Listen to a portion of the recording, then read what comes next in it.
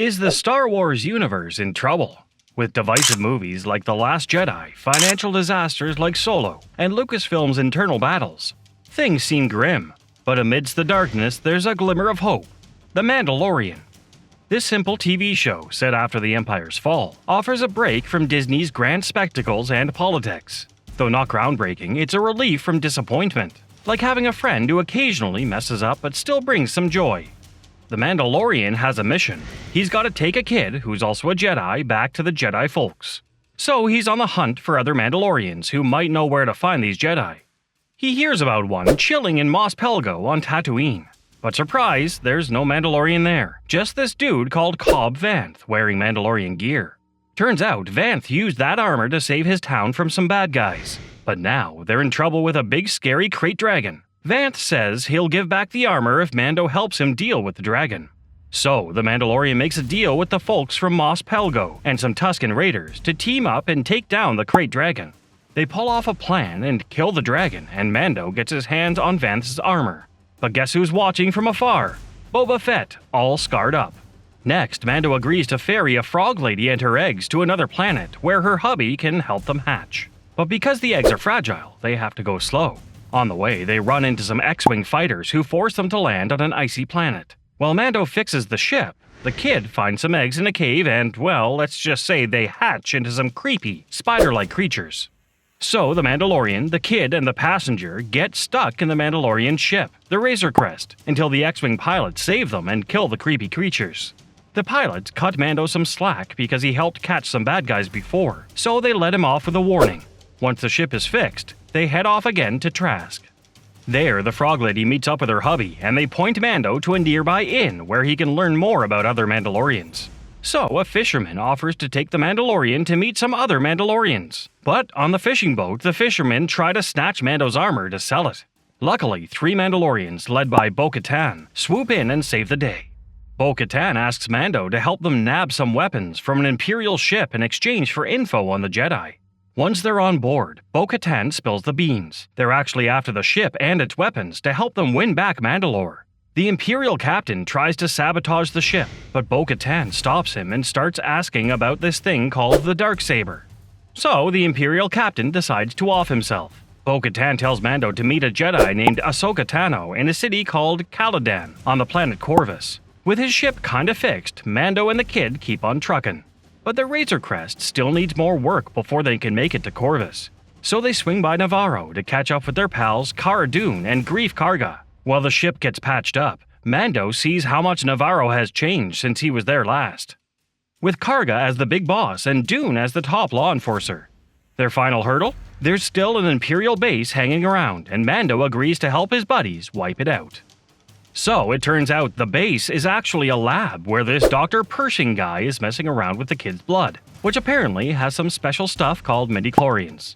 They wreck the lab and make a run for it, with stormtroopers hot on their tails riding speeder bikes and TIE fighters. Once they hit Corvus, they find the city in a panic because of this boss lady named Morgan and her crew, including a tough merc named Lang. So, Elsbeth makes Mando a deal. She'll give him a fancy spear made of Beskar steel if he offs Ahsoka. Mando tracks down Ahsoka and introduces her to the kid. With her Jedi skills, Ahsoka figures out the kid's name is Grogu, and that he was trained as a Jedi before the Empire came along. She agrees to keep training him if Mando helps take down Elizabeth. Oh, and Ahsoka gives Mando the spear too. So Mando takes Grogu to this old temple on Tython and plops him on this special stone in the middle. Grogu starts meditating and gets surrounded by this protective energy. But then, Boba Fett shows up with his pal Fennec Shand, who Mando thought he left for dead on Tatooine. Boba claims the armor that Cobb Vanth was wearing actually belongs to him because his dad was a Mandalorian too. Mando agrees to give back the armor if they keep Grogu safe. But just when things couldn't get worse, Moff Gideon shows up with his stormtroopers. So Boba Fett, Fennec, and Mando fend off the stormtroopers' attack. Meanwhile, Grogu finishes his meditation and the protective energy around him fades. But then Moff Gideon ruins everything by blowing up Mando's ship, the Razor Crest, from space. He sends down his super tough droid soldiers, the Dark Troopers, who snatch up Grogu. As promised, Boba Fett and Fennec vow to help Mando rescue Grogu. They hop on Boba's ship, the Slave One, and head to Navarro to ask Cara Dune for a hand. They need her to bust a guy named Miggs Mayfield out of her New Republic prison. Dune uses her fancy title as a marshal to transfer Mayfield into her custody. Mayfield agrees to help find Moff Gideon's ship, but they need to hack into a fancy computer first. He mentions a sneaky Imperial base on a planet called Morak. So, Mando and Mayfield steal a transport loaded with explosive stuff and make their way to the base, even though they have to deal with some pesky pirates along the way. They manage to get the coordinates they need from the base's computer. But here's the kicker. Mando has to take off his helmet in front of other folks for the first time since he became a Mandalorian. They run into Mayfield's old boss from the Empire, who starts bragging about all the bad stuff they did in this thing called Operation Cinder. Mayfield's had enough, so he takes the guy out. With a little help from Fennec, Dune, and Fett, they make a getaway. Dune decides to cut Mayfield loose. Before they split, Mando sends Moff Gideon a message, basically saying he's coming to rescue Grogu, and he uses some of Gideon's own words against him. Mando and Dune sneak onto an Imperial ship and grab Dr. Pershing. They team up with Bo-Katan and Koska Reeves to save Grogu.